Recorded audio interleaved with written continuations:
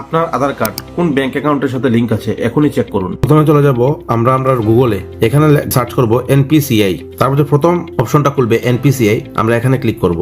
তারপর বাম দিকে যে 3 ডট আছে আমরা এই 3 ডটে ক্লিক করব। তারপর এখানে লেখা আছে কাস্টমার, আমরা কাস্টমারে ক্লিক করব। তারপর দেখুন এখানে লেখা আছে ভারত আধার সিডিং এনাবলার, আমরা এটাতে ক্লিক করব। তারপরে একটা পেজ খুলবে, এই পেজে গিয়ে এখানে লেখা আছে দেখুন আধার ম্যাপ স্ট্যাটাস, আমরা এখানে ক্লিক করব। তারপর এখানে লেখা আছে দেখুন আমাদের আধার নাম্বার দেওয়ার জন্য বলছে, এন্টার আধার নাম্বার, আমি আমার আধার নাম্বারটা দিয়ে দেবো।